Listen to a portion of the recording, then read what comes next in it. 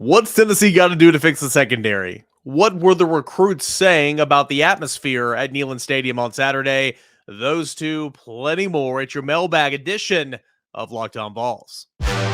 You are Locked On Vols, your daily podcast on the Tennessee Volunteers. Part of the Locked On Podcast Network, your team every day.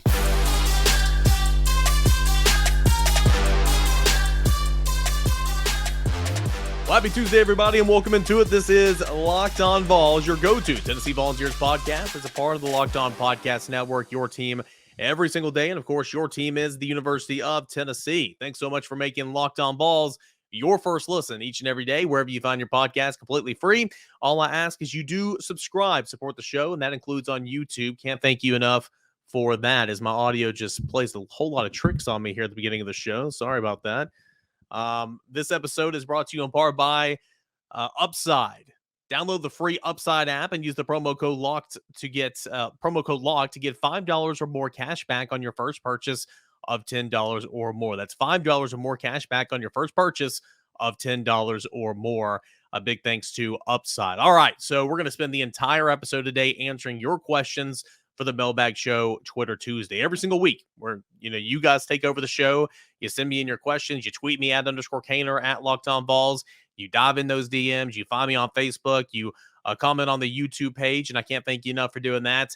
Anywhere you want to put those questions, I will find them here for Locked On Balls Twitter Tuesday. But first, I do want to make a couple of notes here at the top. Tennessee, it was announced, Kegs and Eggs, get ready, baby, at LSU. Not this weekend. Tennessee's off, of course, but next weekend, October the 8th, a noon Eastern kick, 11 a.m. local time. So if you're like me and you're going to be at that football game, Kegs and Eggs, get ready to roll. It is morning football. You got to love it. So Tennessee catches a break, in my opinion, and plays LSU at 11 a.m. local time next Saturday, 12 Eastern. Hendon Hooker has been named the SEC Offensive Player of the Week now for the second time this season. Of course, he accounted for 461 yards of total offense, 3 total touchdowns, at a career high of 112 rushing yards. He was phenomenal in that win for Tennessee over Florida. He is the SEC Player of the Week on the offensive side, completing 78% of his passes. Just a no-brainer. I know Anthony Richardson had a great day, but for as good as he was, he only completed 54% of his passes, and he didn't have the rushing numbers that Hendon did. So I know he had more yards total, but still it was a no-brainer, in my opinion, for Hendon Hooker to get that recognition. And if you're going to have a quarterback, obviously he had some good blocking in front of him. Javontes Spraggins has been named the Southeastern Conference Offensive Lineman of the Week. So congratulations to him on that honor. All right, let's dive into it. This is Twitter Tuesday right here on Locked On Vols. And let's go ahead and start over on my Twitter account. We check those DMs, and we start with Colby. Colby wants to know, hey, man, love the show. Appreciate that, man. Curious on why this game in Baton Rouge feels like a bigger trap game than Florida was. I was so confident this would be a win in August, but LSU has an interesting three-game stride. Can't help but feel like they'll be dropping bombs in the sky all over the secondary. Best news is Tennessee can outscore a lot of the teams in conference and feel that that's what they might have to do all season long. Not saying we're going to lose, but somehow feel less confident against them than I did Florida. Manifesting a dub. All right. Well, LSU's kind of a tricky team, and we're going to get a better feel for what LSU is. I'm going to try to watch their entire game this Saturday, of course, but Jaden Daniels is a quarterback that can do some things. I haven't even began to jump into my deep dive of what LSU is yet. Typically, I do that on Mondays of game week, but I might get a little bit of head start. But obviously, it's looked pretty decent, right? Outside of the just kind of hiccuping there at the end against Florida State over Labor Day weekend, they've been okay. I'm not saying Jaden Daniels is a superstar, but it's at LSU. I don't care if it's 11 a.m. local time; they're going to be rowdy.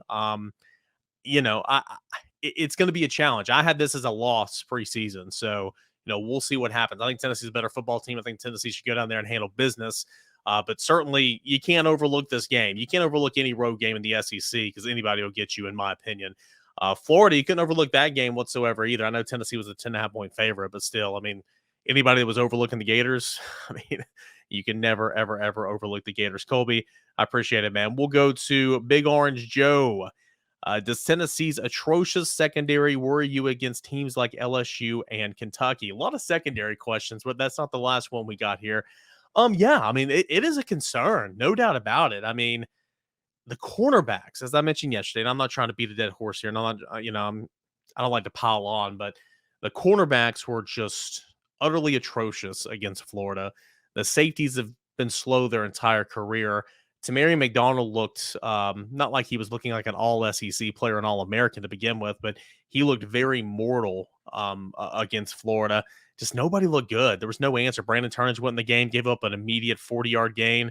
Deshaun Rucker didn't look great when he got in there. Of course, he didn't give up a big gainer, but um, you know, they were in zone a lot, and they're given so much cushion. And I'm not saying this team is better in man because I don't think this team is a good man, manning up in the back end. But at some point in time, you just got to switch some things over. So, I mean, Jaden Daniels, Will Levis, those two guys are not going to win any Heisman trophies, but they're good enough to, they're good enough to go and throw up on this Tennessee defense, just like Anthony Richardson did. Anthony Richardson was horrific coming into the game. Remember that passing through the air, and look what he did. So it's absolutely a concern, no doubt about it. Let's move on to Smokey's Howl. Smokey's Howl. How much did Tennessee miss Burrell and Williams in that secondary? Good question. Again, I kind of made a comment like this. I don't know how many of you guys listened to the post-game mini-pod on VolQuest.com after the games, but I wasn't trying to say, and I mentioned this on the Rocky Top Rewind as well. Like, I'm not trying to say that Warren Burrell was playing good. I'm not trying to say that Warren Burrell, again, is an all-conference player, but there is a reason Warren Burrell plays as many snaps as he does for Tennessee when he's healthy. That's the reason. I mean, everybody's clamoring for Brandon Turnage to get out there. Obviously there's a reason he's not playing. He goes in for one snap and gives up a 40-yard gain. I'm not saying that's all he is or that's who he is, but it just kind of is what it is, right? I think Warren Burrell's an experienced player, knows where he's supposed to be. He's not going to give up busts, and he might not be there to make an interception, but he'll be there typically to make a tackle. D. Williams, I don't know, man. They were high on him in fall camp, really high on him in fall camp. Thought, he was going to be pushing for a starting role, and then he got hurt. I don't know when he's going to return. I don't think it's an if. I do think it's a when, but I'm not sure. We'll have to see exactly how he's progressing, but we don't know. We've never seen him play. He's a junior college player, but waiting to debut in the SEC. So you want to have those guys at least suited out for sure than to not have those guys. How much will the noon kick affect the line for the LSU game compared to the other time slots? I don't think it'll affect it that much. I mean, again, I'm not a betting expert or anything like that on how the lines work. I mean, maybe half a point. I mean, maybe a hook. I couldn't imagine that we're talking about a point or two swing here. But again, I do think it is a big time break for Tennessee because, as my colleague Austin Price said on that postgame mini pod, you got more chances for them to get sauced and be rowdy, those fans, at 8 o'clock at night or at 3:30 than, of course, you do at 11 a.m. local time. Let's go to Fireball. Fireball's next. His question is, do you think Tennessee's defensive game plan was to live and die by stopping Florida's run game and allow them to pass? Bend but don't break defensive game plan, feeling that they could always score on them offensively. I don't think that they were willing to let AR throw. I do think that, Florida was a really good running team coming into the game. Tennessee shut that down. Tennessee did a great job, stopping the run. And, overall, Florida had 141 yards on 42 rushing attempts, 3.4 yards per carry. You'll take that any day of the week, especially when that team was averaging 212 yards coming into the game. I do think that sitting back in zone and allowing Anthony Richardson to make the throws was part of the game plan. But in the same sense, I mean, those windows, it wasn't a window, it was a front door. I mean, there was so much room there. You and I could have went out there and made some of those catches. They were playing so off. They were given so much cushion. I don't understand that quite much. I mean, Tennessee blitzed some, and of course they did some things up front, but they weren't blitzing a lot like they were against Akron and like in the Pittsburgh game. I mean, the numbers on PFF back that up. You can't do a whole lot of that with a mobile quarterback. I understand it, but I don't think Tennessee's linebackers helped in their pass drops either. I just think that any way you want to spin it, it was just a really poor zone game for Tennessee. And I'm not saying that they're good in man either. It's just it's a struggle bus city there in the back end. So I don't think that they were fine with letting him complete passes, but I think the game plan was, in my opinion, that you were going to make him make the throws And boy, did he. But also, you didn't help yourself out whatsoever because you weren't 5 yards away from the receiver when he made the catch. That's a little bit frustrating. We'll end segment one here with Caleb. And Caleb's got a question. With the continued emergence of Jalen Hyatt, is Tennessee in on the recruitment of his younger brother, or are their eyes set on a bigger wide receiver recruits in this upcoming class? Yeah, Devin Hyatt's a name that Tennessee's been on. He's been up here a couple of times. He's been here to plenty of games, not this season, but he's no stranger to Rocky Top. Of course, his brother being Jalen Hyatt. I think Tennessee's still in the evaluation phase. We'll have to see what he does on tape over the fall. We'll see there. Tennessee has Nathan Laycock. Tennessee has Nate Spillman. And Tennessee has Cam Selden. Tennessee will add a fourth wide receiver to this class, whether that be Matthew Ray or whether that be, someone else. We'll have to Traylon Ray, excuse me. We'll have to see. But I think it's just continuing to evaluate that senior tape and seeing what happens over the course of the next couple of weeks. All right, we got plenty more questions to get into, and at the time of this recording, I'm still getting some being sent in to me. So we're going to try to squeeze all that in, and that's coming up next right here on Locked On Vols. But from cringing at the pump to getting eye-popping check at your favorite restaurant, inflation is hitting us all where it hurts, and it really does hurt. That's why I started using Upside. Upside's an incredible app for anyone who buys gas, groceries, or dines out. With every single purchase, I'm earning cash back thanks to Upside. To get started, download the free Upside app, use that promo code LOCKED, and you're going to get $5 or more cash back on your first purchase of $10 or more. Next, claim an offer for whatever you're buying on Upside. Check in at the business, pay as usual with cash or credit, or with credit or debit card, and then you're going to get paid. In comparison to credit card rewards loyalty programs, you earn 3 times back more cash with Upside. Upside users are earning more than $1 million every week. That's probably why they have a 4.8-star rating on the App Store. Download the free Upside app and use promo code LOCK to get $5 or more cash back on your first purchase of $10 or more. That's $5 or more cash back on your first purchase of $10 or more using promo code LOCKED. Welcome back into your Tuesday edition of Locked On Vols. I'm your host, Eric Kane. Thank you guys so much, as always, for making Locked On Vols your first listen each and every day. We continue on with some secondary questions. We'll go to Vol and Arky. Our secondary was picked apart by AR as he threw for 453 yards. This is definitely an area I can see others taking advantage of. How is this corrected? I'm not a football coach. Obviously, I love the game of football. I played it, but I'm not a football coach, so I'm not trying to sit here and talk about like I have all the answers. I just think Tennessee's at its best when it's playing aggressive, when it's blitzing from the second, third layer, when you're manning up in the back end, and you're just taking your chances, right? And I understand it is more difficult to do that against a player like Anthony Richardson compared to Keaton Slovis. Keaton Slovis's mobility was not something Tennessee was really concerned about. Anthony Richardson's mobility, 100%. I just feel like Tennessee's identity is aggressive, and it still was aggressive against Florida. It just wasn't as aggressive as it was the previous 2 weeks. So I would do whatever I can to blitz and man up in the back end, rotate some guys back there, put a spy, maybe play pirate, have a safety sit over there about 8-9 yards behind the line of scrimmage and kind of spy a little bit. That's what I would do. But you can't be given these cushions. You can't bail so hard from the line of scrimmage, even if you're starting to play, press at the line of scrimmage. You just can't bail so quickly. You're given too much cushion. Play closer to the pad, trail that backside hip, yada, yada, yada. I'm getting into football talk right now, but that's kind of what I would do. You can't, whatever they were doing on Saturday, it was obvious they were playing a whole lot of zone. They were just giving so much leeway. And those linebackers, get your butt back there in your droughts, man. They were so flipping slow. Both Beasley, Mitchell, and Banks, all three were slow for sure. So, personnel is what it is at this point, right? Until you get some guys back like Warren Burrell, but even we know what Warren Burrell is. We don't know what D. Williams is, but, personnel is just kind of what it is at this point. You're just going to have to get creative with what you have, right? It just kind of is what it is. We will move on and we'll go to Cole. Cole wants to know, what is the extent of Hooker's injury? Yeah, he was wincing a little bit. He was in some pain. Looked like his non-throwing shoulder. He kind of came down hard, got hit.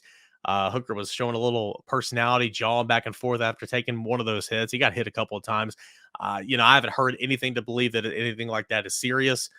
He obviously continued to stay in the football game. He had a career day. He came and spoke with us after the game, had no ice packs on or anything like that. As of right now, I think everything's fine. Haven't heard anything. Also, did the recruits enjoy the Neyland atmosphere? 100%. If you guys listening right now or watching, if y'all were in house, pat yourself on the back. I mean, that was sitting up there in the press box and seeing the checkerboards, being on the field, even as time was winding down, and just seeing all the people that were still in the stands and watching. Obviously, it was a game down to the wire, but it was gorgeous. I mean, it was loud, it was ruckus, but just, I mean, it was not just to sound so girly here. I mean, it was beautiful, right? And so, job well done, job well done. Every prospect I've spoken to and written stories on since Saturday has just been blown away by what they saw. So, job well done. Let's go to hitter 98. Bye week as we look ahead to 2023. Are there any underclassmen playing well enough to declare for the draft? I love to have Barron, Beasley, Amari Thomas back. How likely is that? Tyler Barron, probably likely.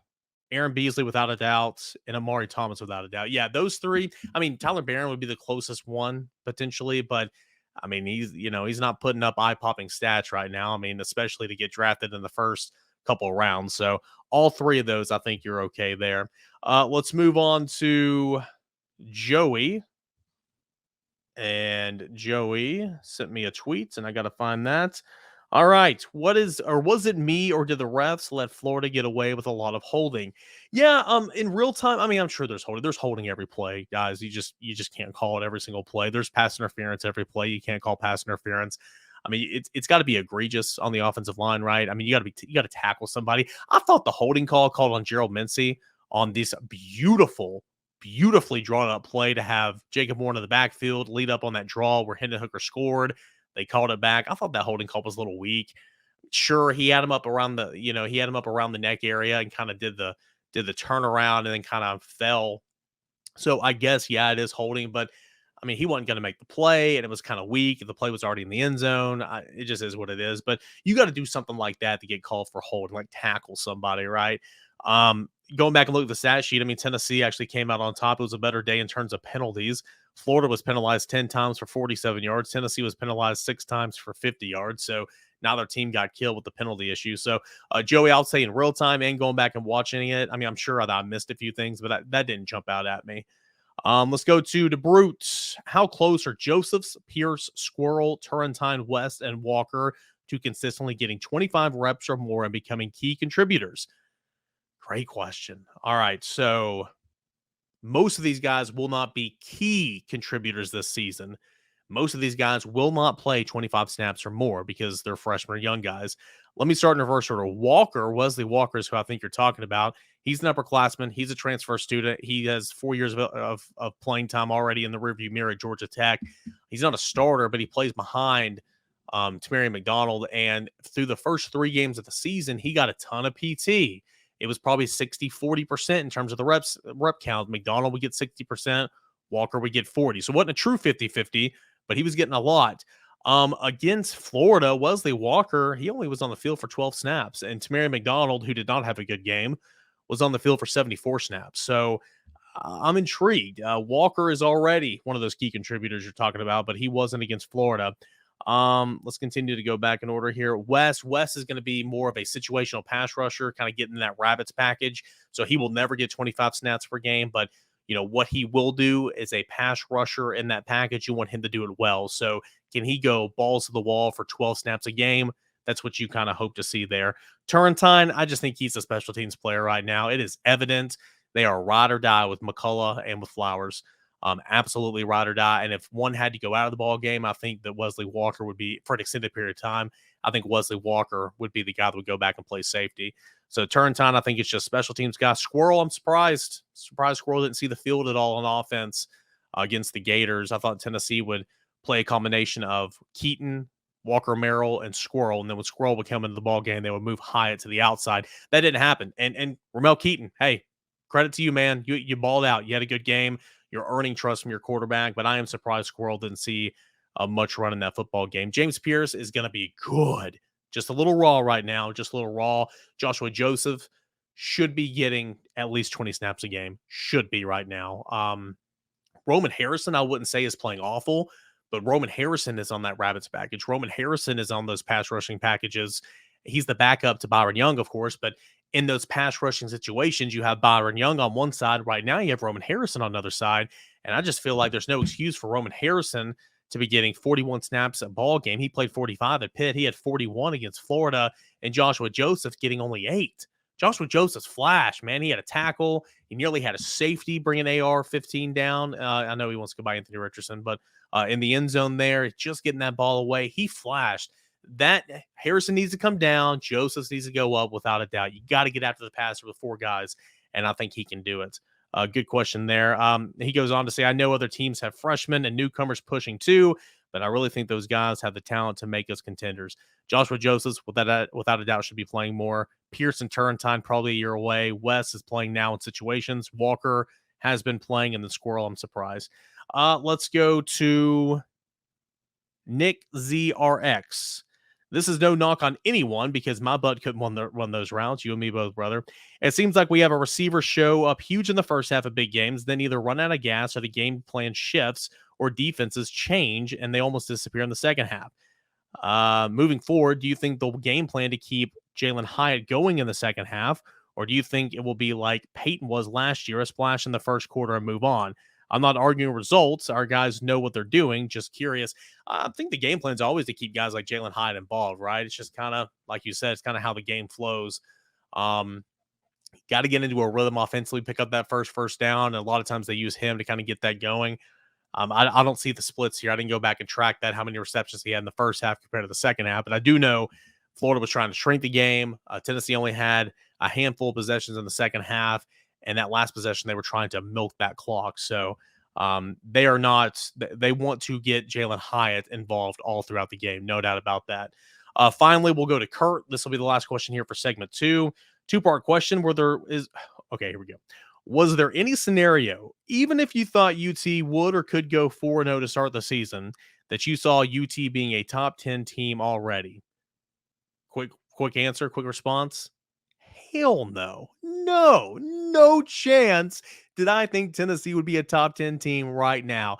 If you think they would be a top 10 team, good on you, but I think you're lying. No chance. So props to Tennessee there. And I think it kind of goes to show you that there's some parity here. Also, if UT beats LSU, do you run back checkered Neyland again for Bama? I don't know. I feel like that'd be back-to-back home games. I don't know if they would do that. Again, they've only done it 6 times ever, 2-4 now with that win against Florida. Most fans will say, no, don't do that. Who cares? I think it's gorgeous. I think it's just, again, beautiful just seeing that, orange, white. But I would probably say no, simply because that'd be in back-to-back games. You don't want to overdo it. It's not special if you do it too frequently or do it too many times. All right, guys. We got plenty more questions. I'm trying to speed through these. More questions, more of your questions coming up next right here. This Mailbag Edition, Twitter Tuesday of Locked On Vols. We got a final segment left here of this Tuesday edition of Locked On Vols. Appreciate you guys for sending me in your questions, your comments, your concerns. We'll have Josh Ward for Little Award Wednesday and Pro Football Focus, the Wednesday show every single week. That's coming up tomorrow. Pro Football Focus grades and Josh Ward. That is coming up tomorrow. All right, we hit back to the mailbag. Let's see what we got in here. We'll go to the YouTube page. Mark Jones, hashtag Twitter Tuesday. Will game day be in Knoxville for a third Saturday in October after we beat LSU? Will Tennessee be ranked top 5 if Tennessee beats LSU convincingly? I don't know, man. Tennessee will probably stay stagnant, maybe move back a spot or maybe move up a spot, depending on what happens in college football next week. Of course, because Tennessee is off. If you beat LSU convincingly, and again, whatever happens around in those football games, I don't know. Well, TBD on the top 5. You got to handle business first against LSU, that's for sure. And kind of like the checkered Neyland, will game day be back in Knoxville for a third Saturday in October against Alabama? I don't know about that. I don't think so, because, again, that'd be too frequent. It could happen. I don't know. I mean, Tennessee, it's not like it's been a really good football program the last couple of years, but the last time game day was in Knoxville was when Tennessee beat Florida in 2016, and then it was here last Saturday. So I'd probably say I doubt that, but I will say this. I truly believe CBS will be back, and it'll be a 3:30 kickoff, CBS, Tennessee, Alabama. CBS wants to come back to Tennessee. I'll say that. You get good ratings. The atmosphere is incredible. You'll have 2 good football teams. I think CBS. I think it'll be a CBS 3:30 kick, Tennessee, Alabama, the third Saturday of October. So I will say that. I don't know about game day. I would probably say no. Let's go to Carlos. This past weekend was huge for recruiting. I know it's still kind of early in the schedule, but any news on Francis or Cornell Tate? Are the Vols still in touch with them? I'm sure they're still talking. I know that Tennessee's still talking to Tate. I'm sure they're still talking to Francis a little bit. Neither one of those are realistic right now. Of course, Tate's committed to Ohio State. Francis committed to Miami. It's very much a name, image, and likeness deal down there in Miami. I think that was very important for Francis in his camp. Carnell talks to Nico all the time, and so we'll see. I'll continue to say this unless one of those guys gets on campus again, it's not serious. So I hope that answers your question, Jonathan. Should any team actually punt the ball back to Tennessee or just go for it every fourth down? Also, did it seem like Tennessee got away from running the offense to try to run out the clock in the end, allowing Florida to get back into the game? Yeah, good question. First and foremost, I said this on another podcast I recorded today. I feel like 4-down territory in college football has expanded in the last couple of seasons. Like, oh, this has got to be 4-down territory, right? Oh, this is 4-down territory, right? It's like the punter's like, yo, bro, what's going on? I truly think if you're at the 50 or anywhere between the 50 and the 30, I mean, really the 25, for being honest. I mean, college football, the kickers, I mean, you saw this past weekend, Missouri, Auburn. I mean, just kickers are not great. If you have one, that's awesome. There's not a lot of great kickers in college football right now. Somebody's going to DM me or comment on YouTube and say, oh, so-and-so and so-and-so, so-and-so. I'm sorry, I'm not up to date on all the great kickers around the country, but you just see a lot of misses all the time. It's a hard job. I'm not saying I can do it. I know that's kickers. We're talking about punters right now, but if you're on your side of the 50, you punt that sucker away. It's full. You're full if you go for it on fourth down and turn it over on downs, but on your own side of the 50-yard line. So I think if you're anywhere from the 50 midfield to the 25-ish, that's 4-down territory. You really consider going for it on fourth down, kicking a long field goal, or the last option, in my opinion, would be trying to pin it within the 10-yard line. So that's kind of how I would do that. And then at the end of the game, did it seem like Tennessee was going away from its offense, trying to run out the clock? 100%. And again, every football team does situational football. Third downs, third longs, third and shorts, fourth and shorts, 2-minute offense. And then what Tennessee was running there at the end is called a 4-minute offense, meaning you have 4 minutes on the clock, you have the lead, you need to run the football, take time off the clock, take your time getting to the huddle, all that type of stuff. And from a team that runs a play every 14, 15 seconds, that's quite the 180, right? Tennessee did it. I mean, Tennessee, before turning it over on downs there, they took off 337 and only gained 22 yards in the process. So I'm not saying it was a complete failure. I just think that, Tennessee looked very uncomfortable. And that makes sense. So, Tennessee practices that. I mean, every team worth their salt practices a 4-minute offense. It's just Tennessee's not been in many situations where you go out there and you run it, right? So they were trying to do it. It looked a little weird. Sure, play devil's advocate, stay running your offense, go score again. Sure. Who knows, right? But that was what a football coach would do in that situation. That's what Tennessee did. Now, we have another question. I believe it's going to be from Bruce on the Loose. I'm going to go ahead and answer it right now. You're not next on my list here that I wrote down, but I'm going to go ahead and answer it. Bruce on the Loose chimed in on Locked On Vols. I don't have your message in front of me, but I know you said, hey, why didn't Tennessee kick that field goal, right? That would have been a 47-yard field goal, okay? Chase McGrath, give him credit. Give him credit. He knocked that 51-yard or whatever it was at Pittsburgh, and I was sitting in the press box saying, shoot, man, he got me. I didn't think he'd come close kicking that. But in his Tennessee career, 45 yards plus, Chase McGrath is 2 of 6. It's not, you don't like playing those odds, right? He's pretty decent 45 in, right? He's pretty good kicker 45 in, but he says he can hit a 50-plus yarder, but it's a tough kick. And so at that point in the game, it's not like Tennessee just passed up the points. I mean, that was a really, really tough 50 or 47-yard field goal that is nowhere close to being a gimme, okay? Especially with Tennessee's kicker, just being honest. I think he's a fine kicker, but I don't think that he's very accurate with the long ones. And so that was my reasoning for that. I have no issue with them going for it on 4th and 3, I think. But, I mean, goodness gracious, run a route to the markers, right? Go to the markers. Go to the sticks. Don't get tackled a yard in front of the markers there. That was not great. All right. Eric, Did Tennessee just beat the same Florida team that beat number 7 Utah and a first-round NFL quarterback? Or was that overreaction? A little bit of both. I think Cam Rising's a fine quarterback. I think Utah is a fine team. But was it overreaction? Absolutely it was. Some people were picking Utah to be in their college football playoff. I didn't get that. I've had bad sports takes before. I'm not oblivious to bad sports takes, but goodness gracious, I had people seeing. I saw that all summer. I'm like, what are y'all doing? That's not it. Also, Florida, Anthony Richardson ran the football so well in that football game, but he still, didn't have any passing touchdowns. Not that that's everything, but still. So a little bit of overreaction for sure. I think Utah's fine. It's still a top 25 team, but I think it definitely was a little overreaction. All right, last one. Let's go back to Bruce on the loose. I got your thing pulled up now. I already answered the first part of your question. He said, next, seemed like Tennessee got very confident that they were going to win that football game, and then Florida almost came back to one. Our D-line guy falling down, then smiling as he walks off to the sideline. I don't like the way this game ended. I love that we won, but it seemed like we let our foot off the gas at the very end. Absolutely. I wouldn't say they let their foot off the gas. They were trying to milk the clock. The Amari Thomas play you're talking about, Tennessee had too many guys on the field at the same time. And so, there's a lot of people that take exception to that. I know there's a lot of people that fake injuries and they do it against Tennessee, and it makes everyone mad. But I'm telling y'all, Tennessee does it too a little bit, not nearly as much. But I mean, look at the PAT field goal after a quick scoring drive, guys. I mean, come on, there's not that many injuries on PAT team. All right, I mean, let's be real here.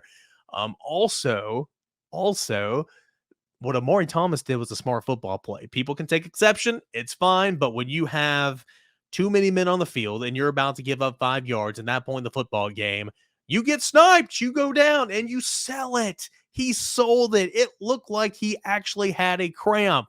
He was limping off the football field. He was agonizing in pain, and then he laughed. I mean, he did a good job. I will forever, when you have too many men on the field. Now, if you're just trying to get a breather against Tennessee's tempo, I understand that it's annoying, and Tennessee got it all the time last year. I get it. But when you're trying to avoid a penalty, that is forever, in my opinion, a smart football play. Last one still stays with Bruce. Does Tennessee prepare for Bama this week and LSU next week, or LSU for both? Kind of like what Tennessee did with Florida during the Akron game. You prepare for Florida during the Akron week as well. Implement that stuff into the game plan. That's what you will do in this week. But 100%, you cannot overlook LSU. You've got to handle business against LSU first and then look at Alabama. But, I mean, some of the things Tennessee will do defensively against LSU is also some of the things Tennessee will do against Alabama. Offensively, you just go run your stuff, right? So I think that it'll be a little bit of a mixture of both, but always you focus on LSU. All right. What a show. Thank you guys so much for sending me in your questions, your comments, your concerns every single Tuesday right here on Locked On Vols. We do our Mailbag Twitter Tuesday show. Appreciate you guys so much. Thank you, as always, for making Locked On Vols your first listen.